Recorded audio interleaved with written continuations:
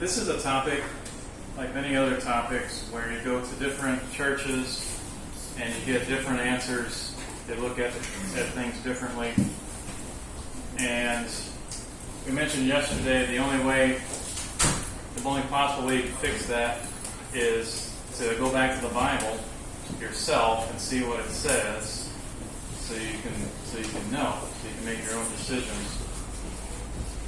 And I don't think a lot of people do that. Right? It's much easier to just ask your religious leaders. It's much easier just to get a commentary. It's much easier to listen to a guy like me and not do your own research, because it takes time. It takes time to do this. It takes time to go in the Bible and see the different places where it talks about things. It takes time to read it and try to figure out what it says. We had that really long verse passage that we started with yesterday. It was kind of hard to get through it. It's kind of hard to read that and process what it says. It takes time. But it is possible. This is something that you can do. This is something we want all people to do, to be Bible fact checkers. And so that we can know what God wants, right, on our own. And once you know, it doesn't matter what anybody else says.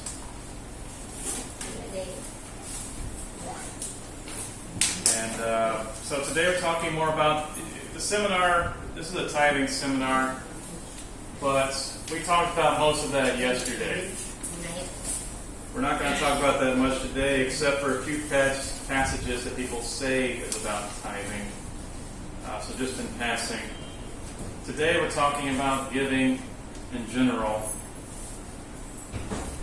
right? Because there's a lot of crooks out there. There's a lot of con men that don't care anything about God. They just start their own church and they ask people to give as much money as they can, or maybe a tithe. And they'll say things like, "Oh, the more you give, the more you'll get.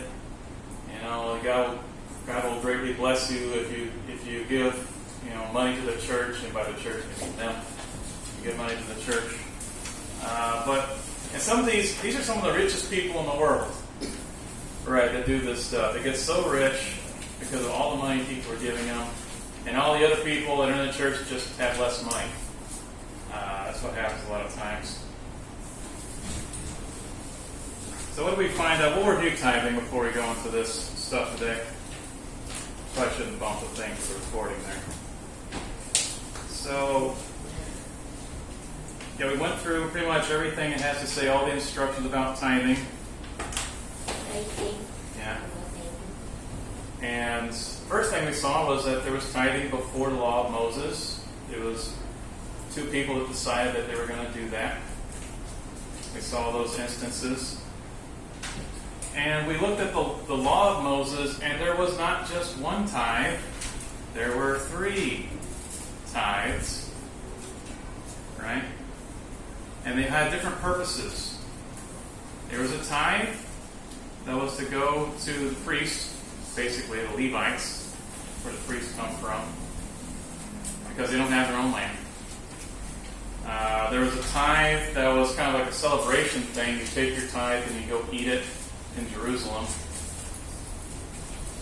There was a tithe that they would take once every 3 years, and they would store it up in their town so that anybody that needed it could go eat it, right? Including Levites, but widows, orphans, poor people, maybe a foreigner that's there. And so all these tithes had purposes to them.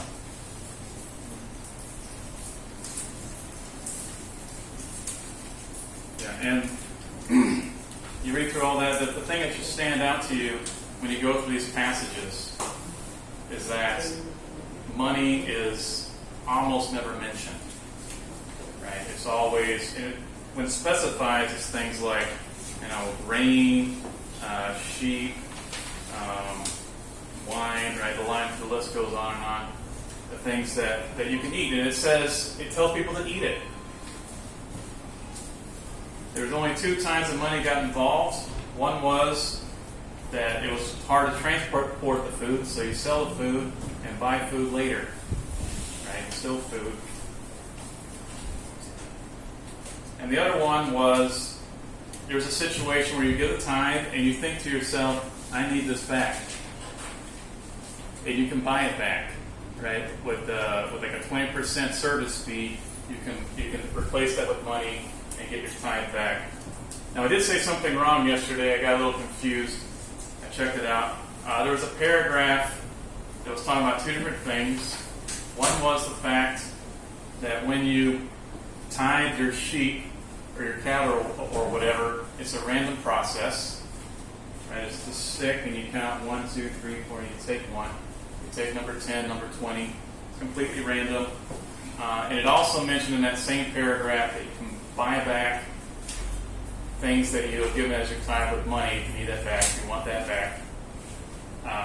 But you could not do that with the animals. Right? I got those things stuck together somehow. They were right next to each other. So that's how it worked. And then we talked about the mentions of tithing in the New Testament. And it's very important when you ask questions like this to back up and ask, when does the New Testament start? It's not where that piece of paper is that says the New Testament, strangely enough. That's not the Word of God. That's just a label somebody's put on it to try to divide things up. Although it does contain teachings of Jesus. Right? We got that thing in the front. We saw a passage in Hebrews that indicated that this New Testament, this new agreement, is like a will going into effect. Right? Somebody sets up a will for their family. Where's the money going to go? That doesn't happen. That doesn't go into effect until somebody dies. And they give that same thing. Well, until Jesus dies, we can't get this new will. We can't get this new agreement. The same word. Right? So, strangely enough, when Jesus is alive, we're still under that law of Moses. Right? And we saw a few places where it's mentioned. And one place where he said, you should have done this. But as far as teachings about it, exactly how it's done, or maybe the purpose, maybe a new purpose for it, it's not there.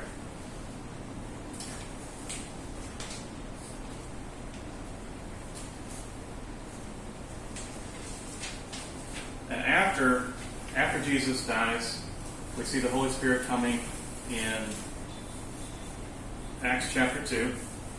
So, and that's probably where the line is. You could argue when he dies, you could argue like Acts 2, somewhere in there. And after that point, there's only one mention of tithing, and it's not a teaching about tithing. It's telling us something that happened in the Old Testament. The point of all that being that Jesus is a legitimate high priest, even though he's not one of the Old Testament priests. He's not a Levitical priest, right?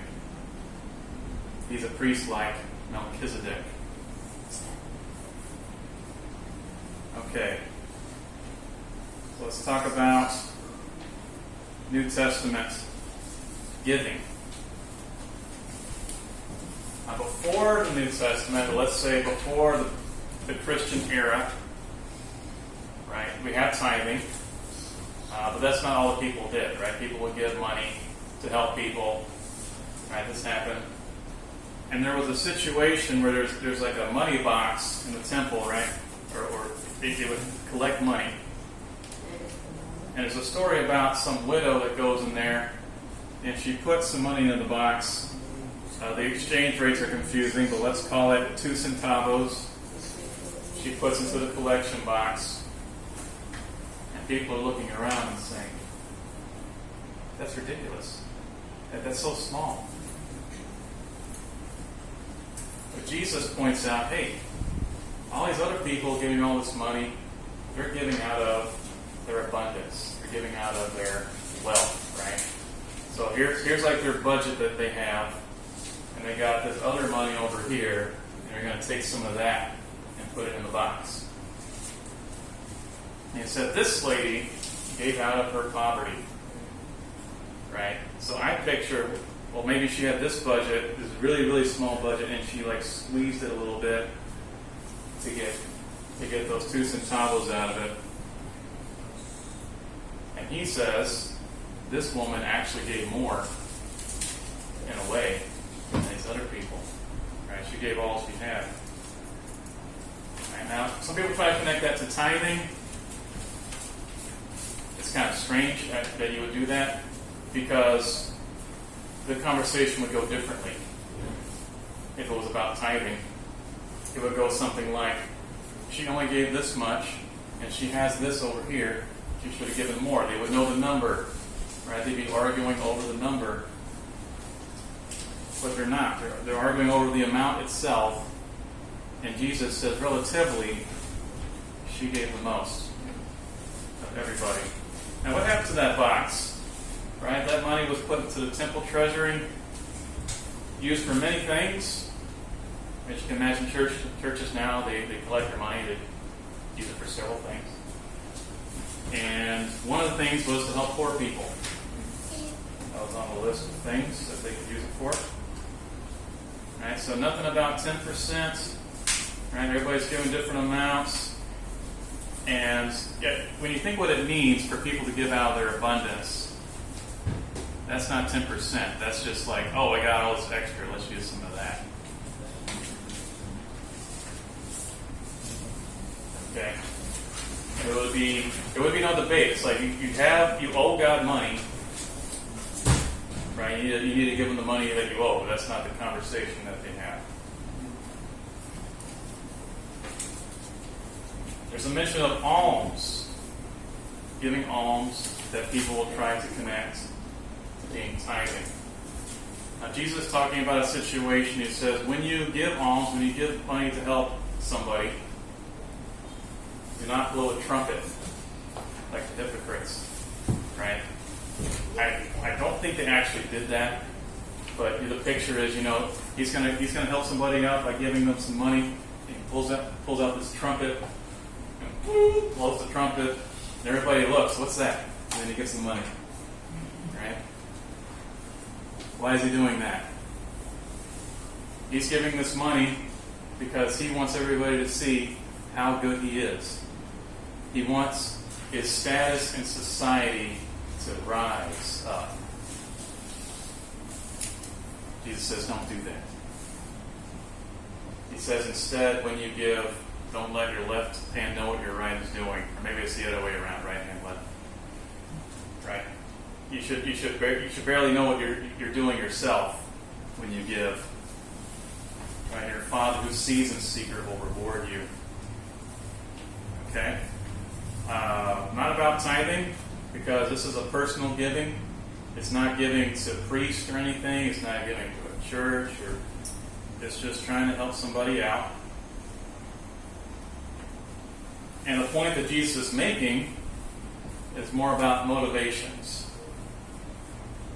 And it's very strange. 2 people can do the same thing and get different responses from God. Was that good or was it not? Right? Because one person does it because they want to help. Another person does it because they want to help themselves. That's the point he's making there. So, money, giving money. Jesus talks about that.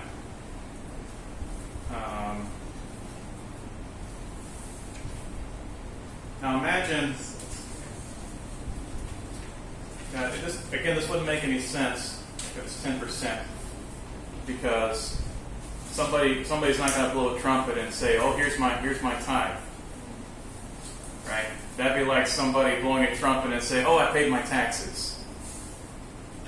Anyways, yeah, I paid everybody. We all paid our taxes. So what? Right? This is something else.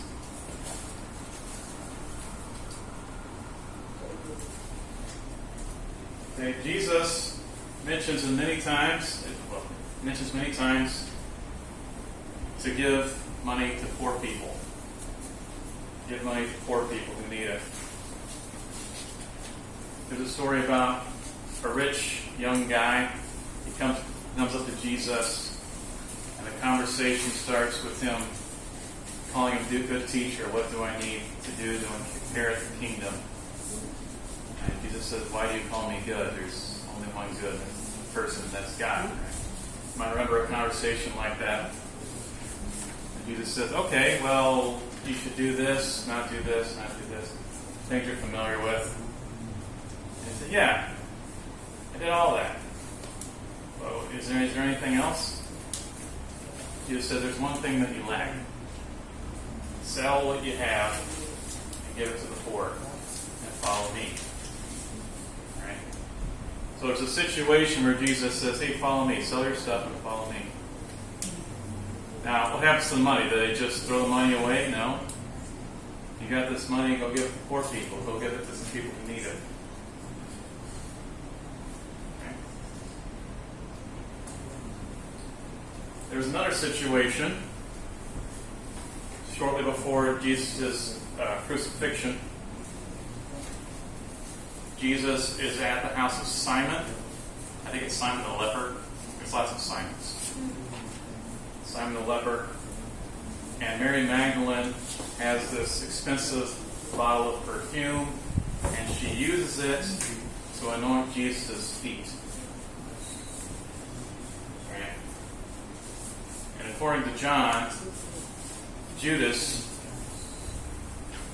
thought he was trying to think of how he could get some money, right?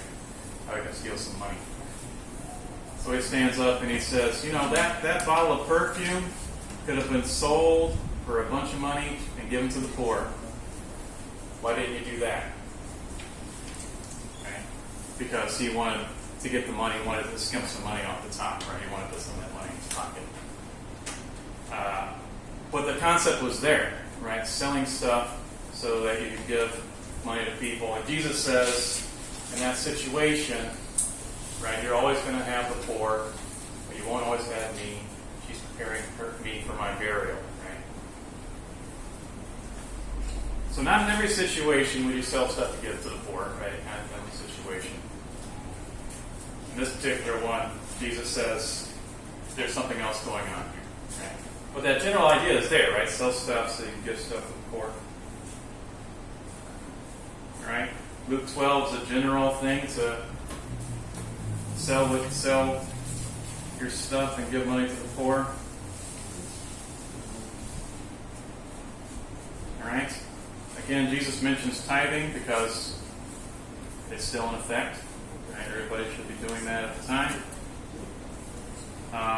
But there's no instructions about how tithing is going to work in the new kingdom and in the church and all those kind of things without these Jewish priests.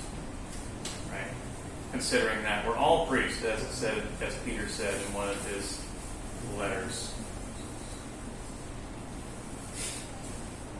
Because we got the divide here. We got all these things, we got all these laws. A lot of people know those 10 Commandments, right? But there's a lot of stuff about what happens when you punch pregnant ladies and what happens if your bull kills somebody and all kinds of things, right? But we go into the New Testament, and it's a New Testament, right? It's a new one. It's not the old one. So stuff's changed. And it's very important for us to realize that when you're looking at the Old Testament and you're seeing what people did, you're seeing the instructions, you think, those are not my instructions, right? I need to go to what Jesus said. What are my instructions? I'm not a Jew, right? What are Jesus' instructions? What are Paul's instructions, right? Which are really Jesus' instructions, which are really the Father's instructions. That's what I'm going to follow. Right? So we have this example, this general thing about helping out poor people by giving them money and selling stuff to do that. And we see the apostles later teaching this concept of, we're going to use a Greek word here, koine, which means common. Right? You got this word. I'm showing this because there's words that look like they're different in English, but they're not really different. Got a word koine, which means common, which is related to this word, koinonia, I'm not used to pronouncing Greek, koinonia, which means fellowship or partnership. If you think about that this is common. This means that we're going to share stuff. We've got stuff in common. Share our time, whatever. Those are very closely related ideas in the New Testament. And as we're going to see, this church, this Christianity thing, was designed to be a fellowship, right? A partnership of people who believe working together as a family to help each other out. So let's see, Acts 2. Acts 2. After the day of Pentecost and the speaking in tongues and Peter's speech and stuff, people become Christians. Let's see what happens a little later on. So then, those who had received his word were baptized, and that day there were added about 3,000 souls. They were continually devoting themselves to the apostles' teaching and to fellowship, sharing everything, to the breaking of bread and prayer. Right, so what happens at the beginning of this, all the Christians are in Jerusalem, because that's where it started. A lot of them are out of town, because they're coming to Jerusalem for this Jewish Pentecost. Right? And they're all there. They're staying there. And they're doing this stuff. Everyone kept feeling a sense of awe, and many wonders and signs were taking place through the apostles. Right? Got more miracles coming. And all those who had believed were together and had all things in common. And they began selling their property and possessions and were sharing them with all as anyone might have need. Right? So here it starts. Everybody's in the same group. Everybody's in the same family. Somebody needs something. Okay, I'm going to sell something so we can take care of that. We'll have the money for that. Day by day, continuing with one mind in the temple and breaking bread from house to house, they were taking their meals together with gladness and sincerity of heart, praising God and having favor with all the people. And the Lord was adding to their number day by day those who were being saved. Right? These people are spending a lot of time together, not just Sunday. Right? They're eating in each other's houses. Right? They're sharing everything. They're helping each other. This is how it started. Right? Everybody's taking care of each other. This is what you describe as a family. Right? Now, later on in Acts 4, and the congregation of those who believed were of one heart and soul, and not one of them claimed that anything that belonged to him was his own, but all things were common property. There's that word again. Common property to them. And with great power the apostles were giving testimony to the resurrection of the Lord Jesus, and abundant grace was upon them all. Okay, so they consider, in all the things that they have, they consider that this is everybody's stuff. Right? Not like you can walk into somebody's house and just take whatever you want and use it, but we'll see what that means in a moment. What does it mean that everything is common property? For why? Because, that's what for means. Because there was not a needy person among them. Because all who were owners of land or houses would sell them and bring the proceeds of the sale and lay them at the apostles' feet, and they would be distributed to each as any had need. Right? So, they're common property in the sense that if somebody needs the value of this thing, right, that I could turn it into money, I'm going to sell it. Right, and we're gonna fix this problem. And here's somebody that did it. He's got two names.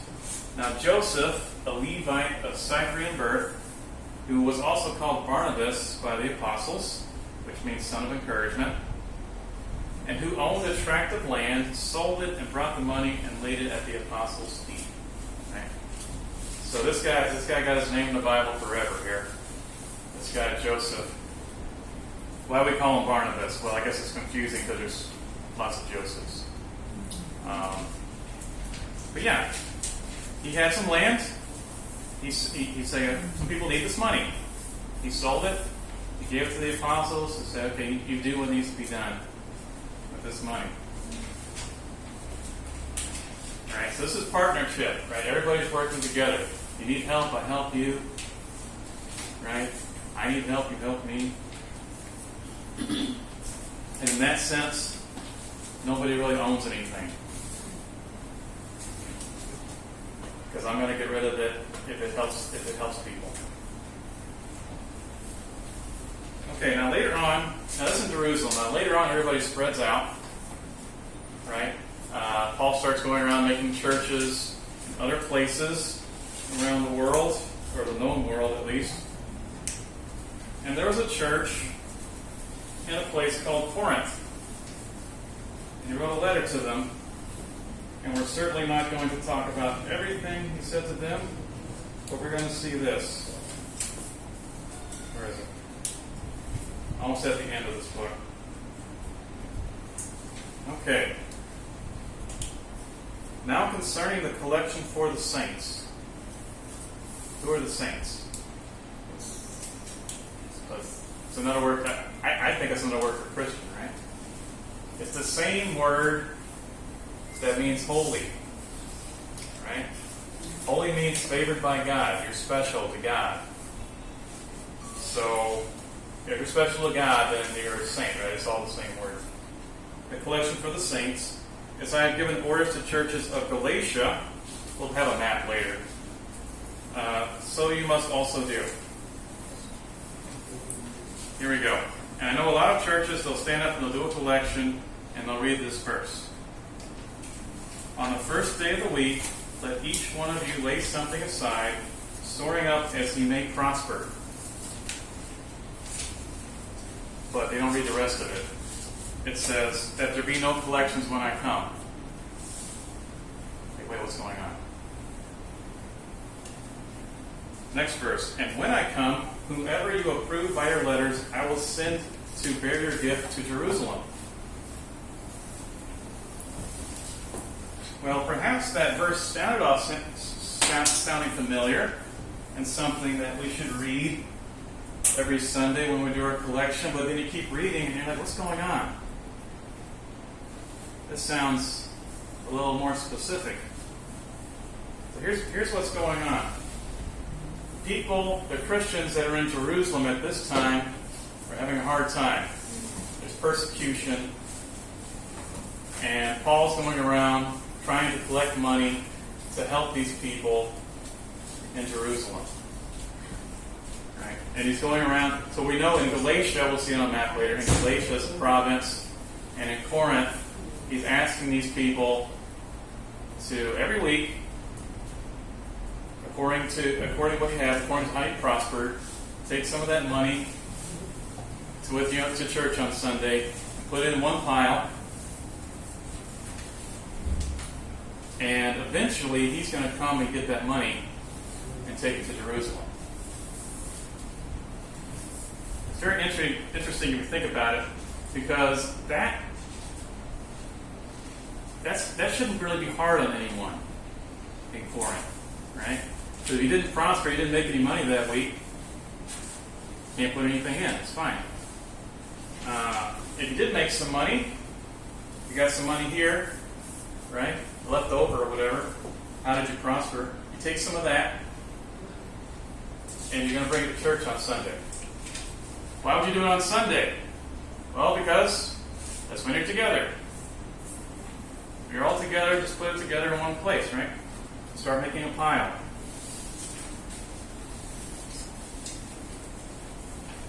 Okay? Now, in that, it's kind of based on how much you make, because it's as you prosper. But there's no specified amount. How much are you going to put in? Well, something, right? Whatever you decide.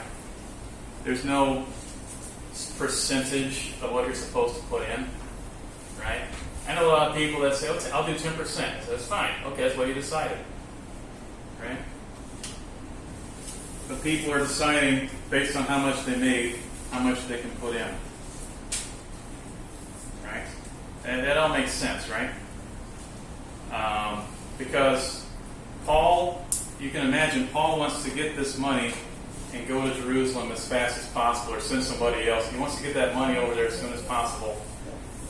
This is like this is what we would call a special collection. Right? And he doesn't want to have to come and make a collection when he comes. Right? Because what's going to happen? He said, all right, everybody, we're going to have a special collection next week. Everybody get it together. And then it's another week. And then everybody's trying to figure out what they can do and put it together. And said, no, this set up. He goes, he gets the money, and he leaves. Doesn't have to go to anybody's houses, trying to figure out if anybody forgot anything. Right?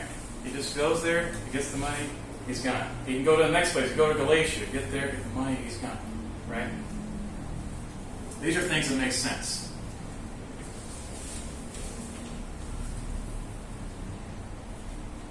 Okay. So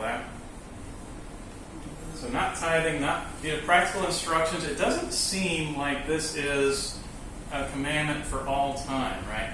Unless you're sending money to Jerusalem, I guess. If Paul's going to come to your church and take the money to Jerusalem, maybe we could do that. But it doesn't seem. Maybe you can take some principles out of this. But this looks like this was something that was happening at the time. It's situational. Right? And I'm going to go ahead a little bit here. Oh, I'm getting ahead of myself. And, if there was time, let's say that there was tithing going on in the churches, you wouldn't have to do any of this. There would already be money there. You just go. You wouldn't have to ask him. You just go, get the money, and come back very quick. Right? This is an extension of what's happened in Acts 2, right?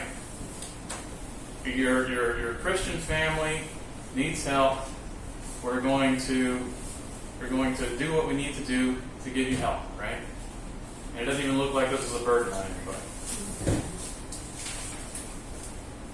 All right. I'm going to go ahead here. All right. So main points about giving as a Christian. What do we need to know? Right? Now here's where we get some more information, a little picture into giving, and it's where a lot of our Bible verses that you might know come from about giving. We come back to the Corinthians. We come back to the people in Corinth. This is the second letter, maybe about a year later. And in these chapters, Paul is talking about that collection that he mentioned in the first letter. Right?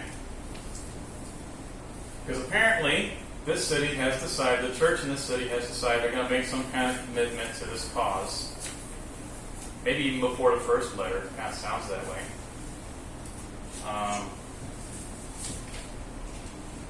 And 2 Corinthians, I think 2 Corinthians is one of the hardest books to read, because it's one of those books where it's like, Paul knows what's going on.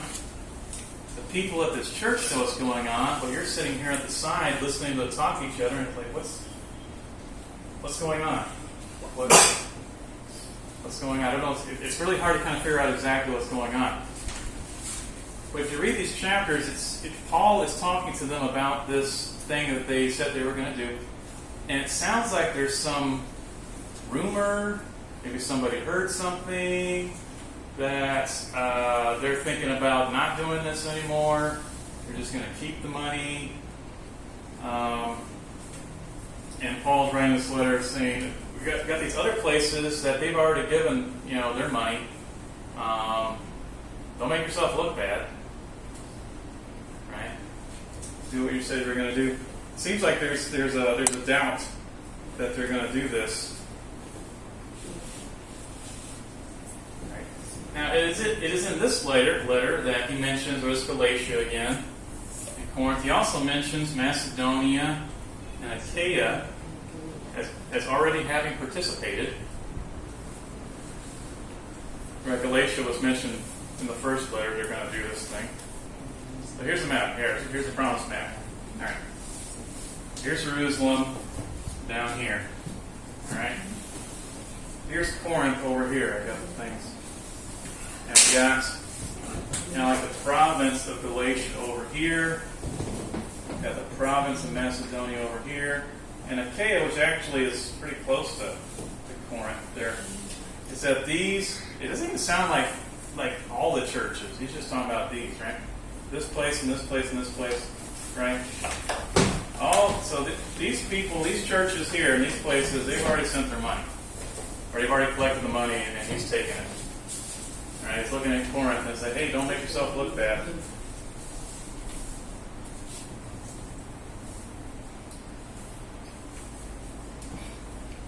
Now, you look through this, and you see things about people giving according to their ability, which matches up with what we saw according to, as you have prospered. Right? So not so much a command that it's something you must do, but it's like, well, what are you able to do at the beginning? Right? These other churches made some kind of commitments. They said they would do it, they did. Right? And Macedonia, that region that was close to Corinth, he says about them, they gave according to their ability and beyond their ability. It seems like maybe they hurt themselves financially a little bit. And I read this again, you're like, well, what's going on? What's happened between these two letters? I think that maybe he didn't ask Macedonia, but Macedonia heard what was going on and said, we want to do that too. Right? So they wanted to contribute, and they decided that they were going to, and it hurt them a little bit. And I put that all together, and I don't think Paul is telling these people to hurt themselves, but to just do what you said you were going to do. Right? This is a more popular verse. Each person must give just as he has decided in his heart, not grudgingly or by force, for God loves a happy giver. Right? Don't be, if you're going to give, okay. No, that's not what you want. Maybe you should give less. Right? Knowing that the money that you're giving, the things that you're doing are going to really, really help people, right? That should make you feel good. The question is, what can you do? How much? And these are questions that I cannot answer for anybody else, right? What can you do? How much? But each person has to decide in his heart, or her heart, how are you going to do that? Okay? So why would you have to do any of this if tithing is happening? Right? If tithing is a thing, because tithing is not about happy or not happy, it's about you owe money. Right? Or you owe food, as we saw in the Old Testament. This giving that we're talking about is about happy, love giving. Right? So again, no percentages were given. In fact, if percentages were given, maybe that one place would have given less. But one of the things he says is, first, give yourself to the Lord. Give yourself to the Lord. And do what you said. Once you've made a financial commitment, you got to stick with that. Right? Do what you said you were going to do. Keep your word. Right? That's part of being a Christian already. And this is not even a discussion about you didn't give enough. This is a question about just do what you said you were going to do. I want to read the exact words here.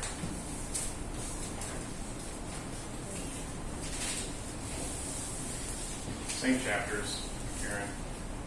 Oh, I'm in 1 Corinthians, that's wrong. 2 Corinthians.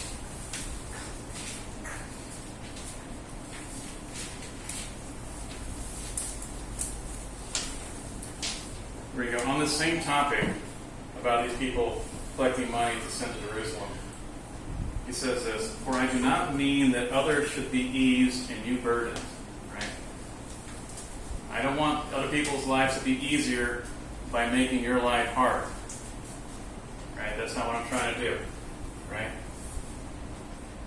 If somebody needs food and you give them food and now you don't have food, that doesn't really accomplish anything, right? I'm not trying to burden you. I'm just trying to make other people's lives easier. But by an equality, that now at this time your abundance may supply their lack, right? What they're missing.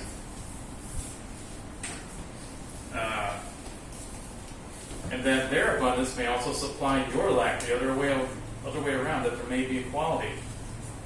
Right? So he said, maybe sometime in the future, you people in Corinth will be the ones who need help.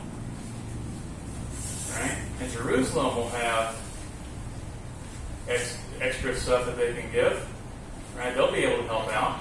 Maybe you'll be on the receiving end the next time, right? So it's about equality, right? Who has and who has not, right? To those who have, help the people that don't have anything. And that's something you can think about, something that can make you happy. Like when I'm helping Christians, when I'm helping a family, that might one day come back to me, right? Because we're all working together.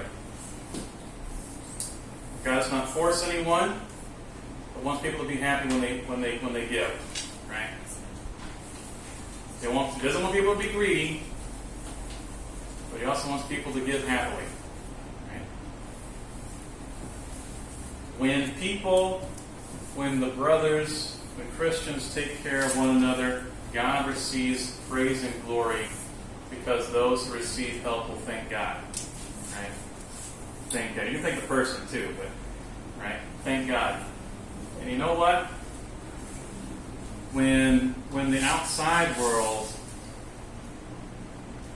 sees the church working like this, working as a family, helping each other out, helping needs, whoever can help helps other people who need it, they look at that and they say, I want that. That's very interesting. I want that.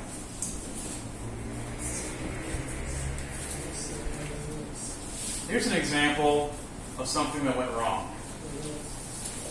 Because we had that guy, Barnabas, Joseph, they gave some land, or not lands, he sold the land and gave the money. And there was this couple here who, I guess, this guy's idea, they had an idea, we'll sell some land and we'll give some money too. Okay? That sounds good. I guess it's right after the other guy. Alright? So they say, we're going to sell some land and give the money. Okay. But technicalities almost, right?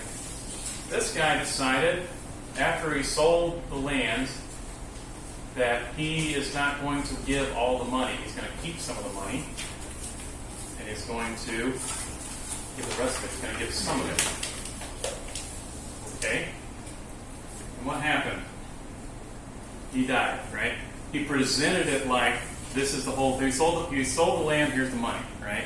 Presented it like that's all the money that we made. And he died like instantly. Peter said, why have you lied to the Holy Spirit? You haven't lied to men, you lied to the Holy Spirit. Very important stuff here. Right? And then later, his wife doesn't know what's going on. She comes in, and somebody comes, and they said, Is that the price that you sold the field for? And she said, yes, that's the price. And then she died. Right? An interesting thing he says there is like, this was your property, this was your money. It's like, why did you decide to lie with it? I mean, just do what you say you're going to do.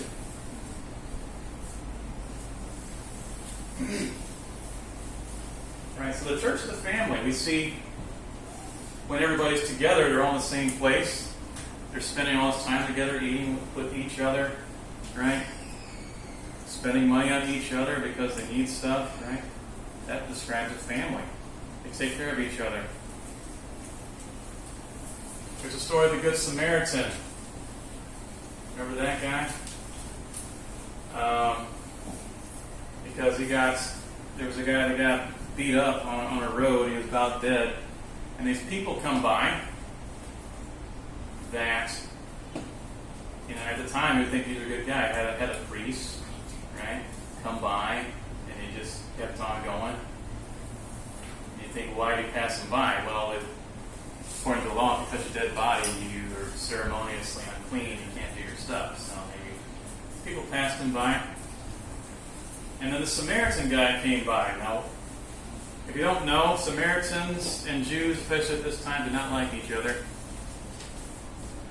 because they had religious differences. They both had the books of Moses, but one said that they should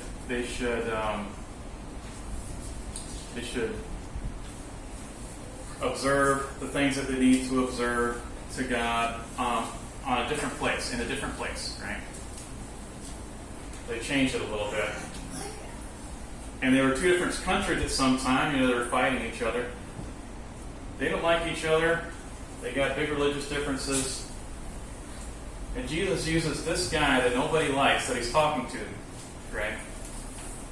He says, this guy picked him up, he put him on his donkey, he took him to a hotel kind of thing, and he paid for his stay there, and he told the guy there, well, if it costs you anything else, I'll pay it.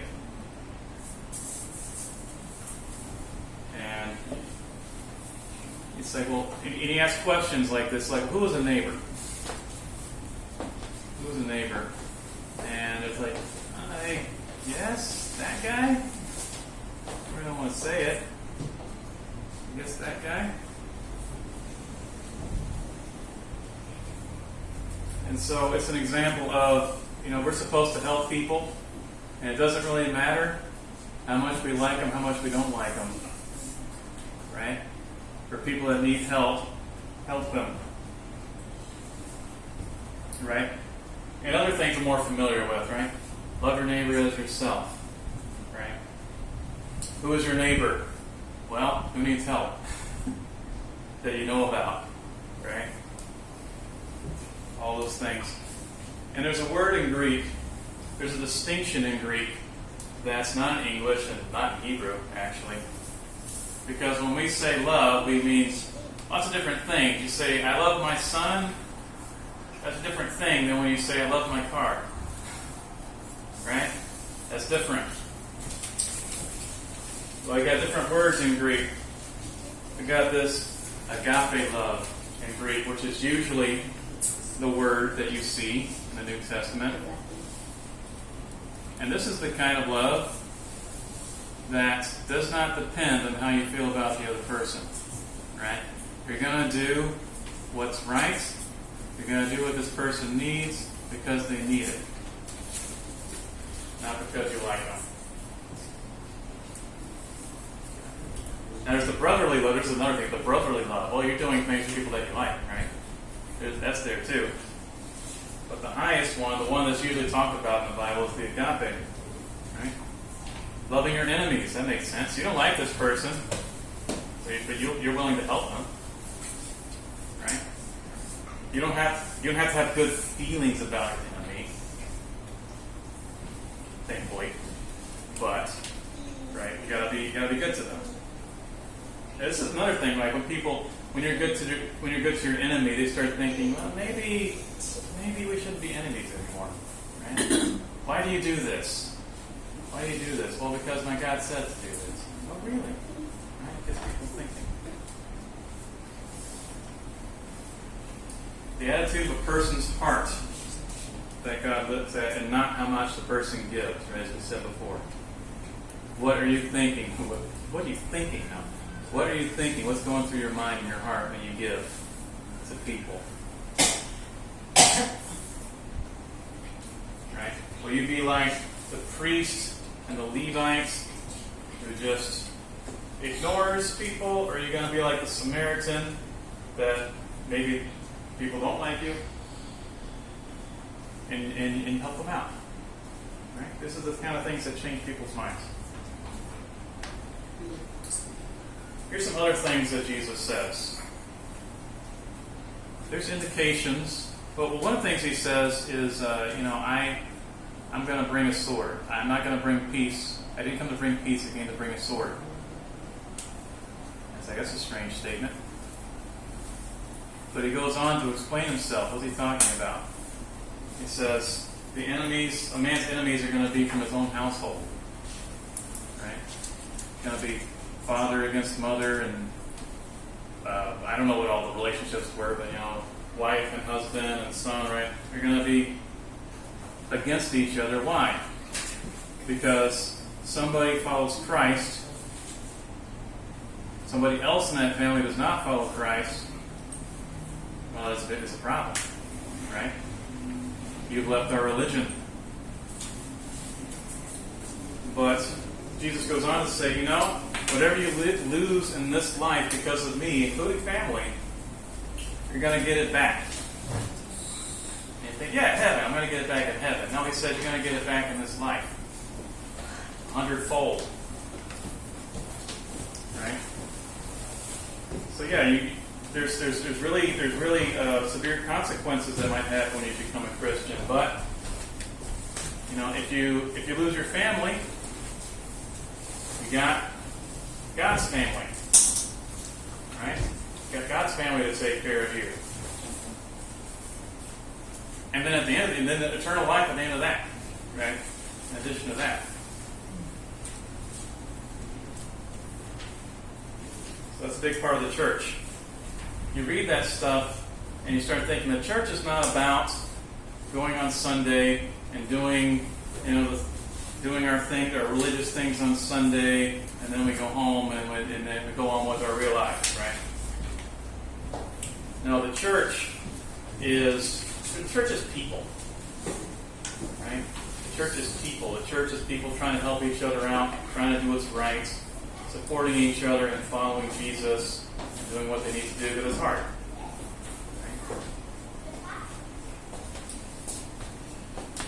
Right? If we don't help people, then God will not be praised. If we don't do what God wants, what's going to happen to us? And it kind of comes back to that, right? We had in Malachi, God said that to the people that you're robbing me because you didn't give your tithe. You owe money, right? It's on the account. You owe me, not money. You owe me your tithes, your animals, and your grain and stuff. It says you're robbing me. By that same token, you could say, if somebody needs help, you can take a while to think, do they really need help, right? Especially if you don't know the person. But if you know this person needs help, and you can help, and you don't, isn't that kind of like robbing too? Right?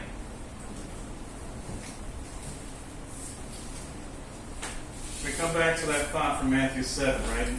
Not everyone who says to me, Lord, Lord, will get into the kingdom of heaven, but only those who do the will of my Father who's in heaven, right? That's one of the things that God wants us to do. He wants us to love our neighbor, meaning do what's good to our neighbor. All right. Just reviewing all this. There's a lot of information here. It's kind of hard to get it all into your head at once. Started off in general talking about how the Bible belongs to God, and instruction to Timothy to handle the word correctly. And there's lots of warnings in the New Testament that people are going to come in and change stuff. And one of the reasons people are going to change stuff is because they want to make money. And it says in the New Testament, that people earn their living off the gospel, right? People can do that. That's fine. But some people are going to change it so that they get more money. Some people think that if you're loyal to God, that it should give you a lot of money, give you a lot of stuff. So we saw the verse that said loyalty to God plus contentment. That's great gain. Okay.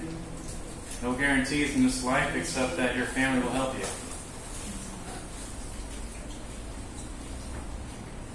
So anytime we have some kind of debate, something in our head about should it be like this or should it be like this, we always got to go back to the teachings of the apostles and the teachings of Jesus. Alright, okay, you probably know that by now.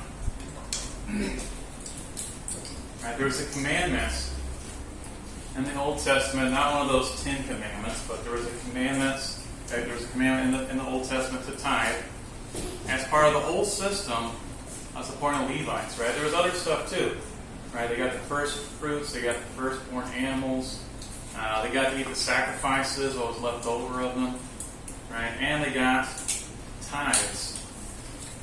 Why? Because they were kind of like the chosen people inside of God's chosen people, right? To have God as their inheritance instead of land.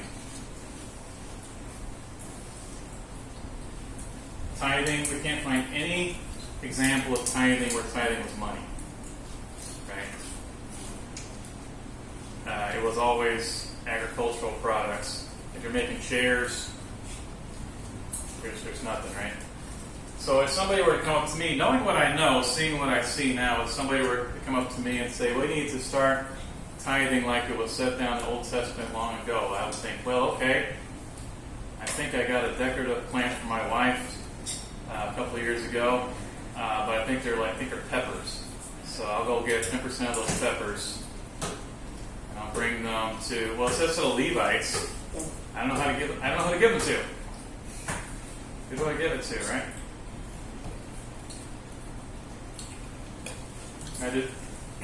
Jesus, of course, mentions tithing because tithing is still happening in the New Testament. Well, in what we label as the New Testament. Right, it's leading up to the actual New Testament time. Right, so after in Acts 2, everything changes. Right? Everything changes. Jesus is the sacrifice. We don't need any sacrifices anymore at the temple. Right? That's all done. Things change. There's things that were there before, there's things that are taken out. Right? It's a new contract. And there's no special group of priests like there were in the Old Testament. Peter says that we're all being built up into a royal priesthood. If you're a Christian, you're a priest. Right? And so that would indicate the purpose of the tithing is gone. Right? You would have to have some kind of new rule. Giving alms is a fancy word for giving money to poor people, right? Giving money was there in the Old Testament. It's in the New Testament. It should be an instinctive part of being a Christian because you want to help people even if you don't like them. And sometimes they need help with money. Right? So that should be something that just comes up from time to time in our minds.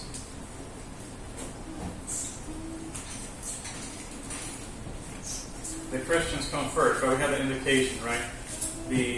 Our Christian family comes first. Other people are not excluded, but our Christian family comes first. And that's going to be part of Jesus saying that if you lose family members, if you're separated from your family, where are you going to get it back? You're going to get another family. Whatever you lose as a Christian, you get it back in this life. Nothing about 10% anywhere in the New Testament. Instead, we see an example of a special collection made with specific churches or churches in certain areas going to Jerusalem, motivated by a desire to help people, right? Based on how you prosper, right? Prosper week to week, they're saving that up. Not 10%, what you've decided in your heart to give. Right? That's not something I can tell you how much you should give or not give. That's up to the individual.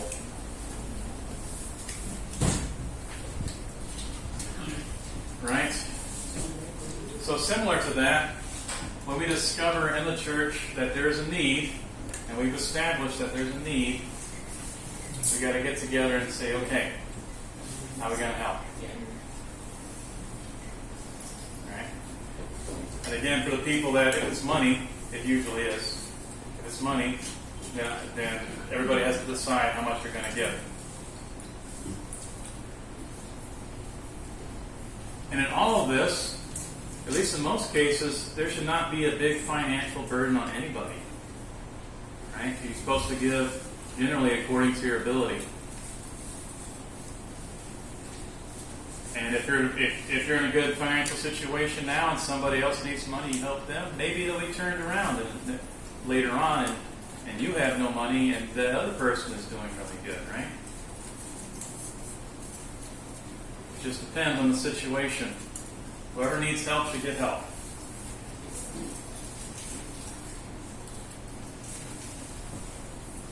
First Corinthians 16, right, is often used as telling us that when we come to church we should collect money every Sunday, which, if you look at the whole thing, this looks like that's for the situation that they're in, right? They want to send money to Jerusalem. This one time looks like a one-time gift that they're going to put together over time, and then Paul's going to take it to Jerusalem, right? So this is more like, it's more like a convenience thing, right? We don't have to go out of our way to help these people. Let's just take some of the extra money we have every week, and we're going to pile it up when we're all together. We don't have to take a special trip to put it all together, right? It should make things very straightforward, no big burden on everybody, and we can help our brothers in Jerusalem. Not to say that you can't collect money on Sunday, because there's usually things that need to be done, people that need to be helped. Once you've decided, once you've made a commitment, once you've said what you're going to give, or that you're going to give, you have to do it. You have to do what you say. That's a general rule of Christianity. Do what you say. Your word is good.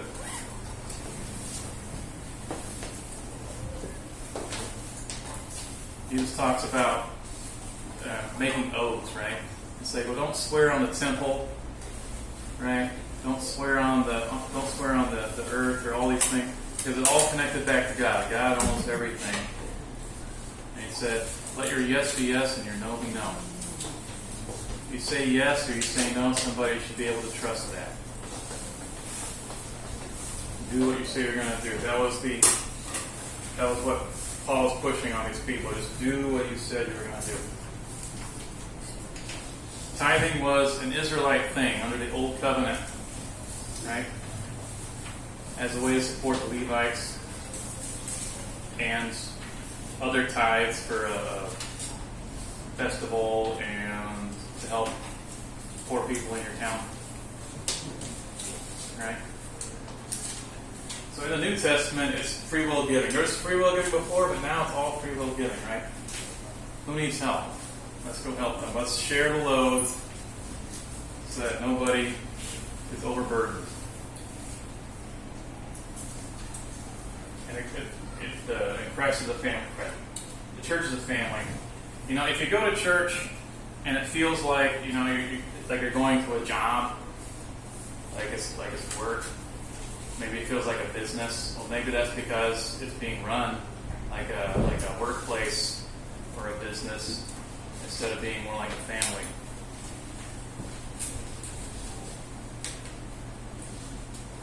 Okay. I give to you a new command, that you might love one another, just as I loved you, so that you might also want to love one another. And this, all men will know that you are my disciples if you have love for one another. Right? That's a big, big indication of whether you're a Christian or not. How do we treat each other as Christians? Do you take care of each other? Do you do what needs to be done to help each other? Because people are going to look at that and say, I want that. That's good. It's very unusual. How do I get that?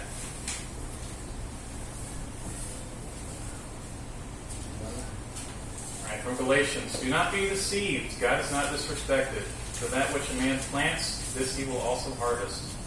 Because the one planting into his flesh will harvest corruption out of the flesh, and the one planting into the Spirit will harvest eternal life out of the Spirit. So in general, what you do is what you get, right? In long term, right? If you do, it says flesh there. If you do what your flesh wants to do, right? If you do flesh kind of things, well, you're going to get a flesh kind of reward. Say it eventually. If you do spirit kind of things, you're going to get what reward is attached to that. In addition, let us not be discouraged while doing the good thing, for in its own time, not giving up, we will harvest, right? Sometimes it's hard to be the good guy. Right? It makes life difficult in your life. You say to yourself, it would be a whole lot easier if I just did this one thing. Right? So it's hard to do what's right all the time, but he says, do not be discouraged about doing good things. It's about spirit kind of things, because we will harvest. We will get the reward from that. So therefore, as we have a chance, let us work to the good of all people, and most of all, to the household of the faith. Okay. Did anybody have any question papers? Yeah, they have it. Any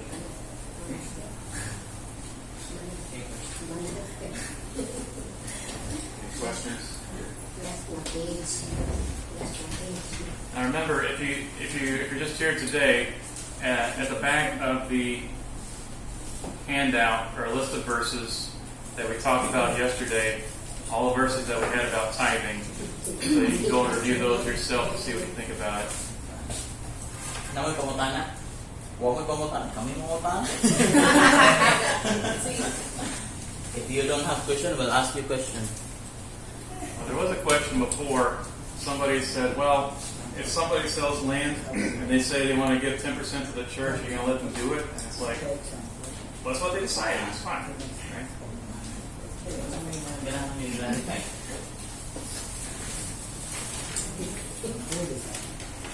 Oh, sample niya.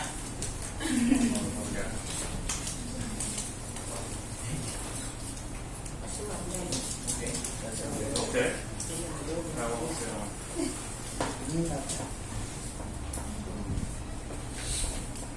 That is a good question. Okay. Is it okay to ask the Lord to be rich so that they can help the poor? Sure. Now, does it mean you're going to get it? It's what the Lord decides, right? Maybe that'll happen, right? Or maybe, or sometimes it's like, if I had this job, I think I could do more good, right? That's not a bad thing to pray. You want to help the poor, so give me more ability to help the poor. That sounds fine. Can we give money to people on the streets? Ooh. Now, again, here's where it gets complicated. Because number one is sometimes it's hard to figure out if people are in need. That's step one, right?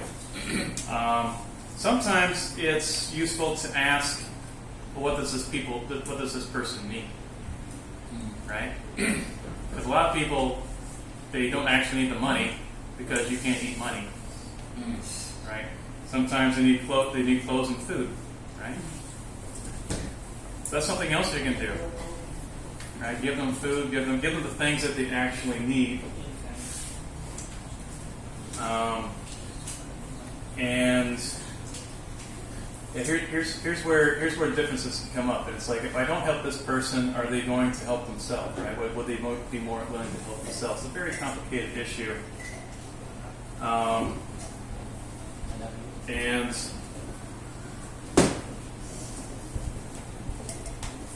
I don't have all the answers here.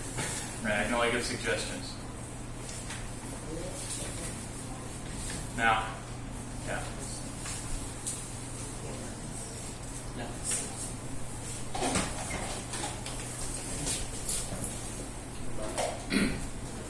That also depends on the person in the street. What do you mean?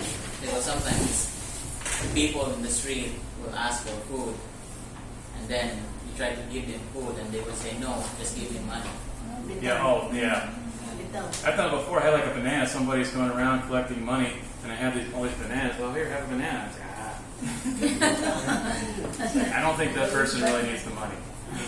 Yeah. Because if they want the food and they're hungry, they would choose the food, whatever is offered to them. Yeah. It's also important if you can find opportunities to get people in a better financial situation. That's a hard thing to do, right? This person's in need.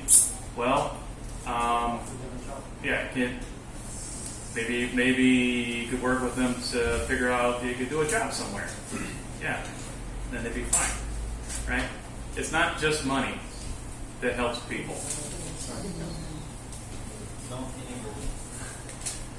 Yes. Yeah, the fishing, that's not from the Bible, is it? But it applies very well here, right? If you can teach the man to fish, that's much, much better than just helping them out all the time.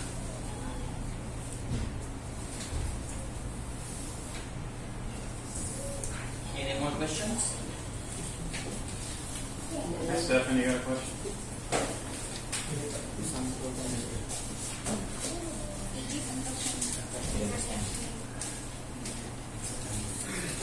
Okay. Is tithing now still compulsory? No. As a Christian, helping is compulsory. But when it comes to money, how much you help is up to you, right? As you've decided in your heart and as you have ability.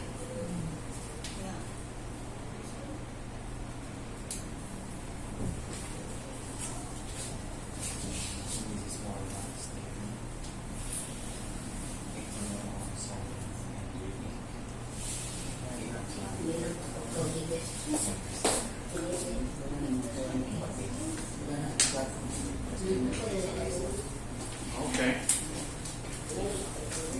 So I think that's one of the last things we read there. Is this idea of reaping what you sow and sowing what you reap, getting it back. So could that be read to say these people are doing good? If these people would be doing good, then they would not have a problem, right? Should you not help people? Should you wait for people to be good so that they'll be helped? Well, here's the thing. Is your situation in life determined by if you're good or bad? I think the answer is no. We see people in the Bible, some of them are rich, some of them are poor, and they're all Christians. And we even had that example of Christians in Jerusalem that needed help. They weren't doing anything wrong. They were doing stuff right and being persecuted for it. And I think the book of Job applies here, right? Job was a guy who was right before God, and horrible, horrible things happened to him. He lost his whole family except for his wife. He lost other, who accused him of doing stuff. And the wife, anyway. And he lost like all his property, and then the next thing he got very sick, and he's got sores all over him. And yeah, that guy needs help, but very clearly he did not do anything wrong. I think that book of Job, especially like the first few chapters there in the end, should show that how you're doing in your life financially is not dependent on what kind of person that you are. Now God says, don't worry because I'm going to provide for you, right? Now, when God says you're going to be provided for, does that mean that God's going to, reach down? He's going to reach down His hand and give you a bag of rice? No. I mean, the tool that He's decided to use is all the believers together, as we've seen. That's how he provides for his the people that believe him in this day and age primarily.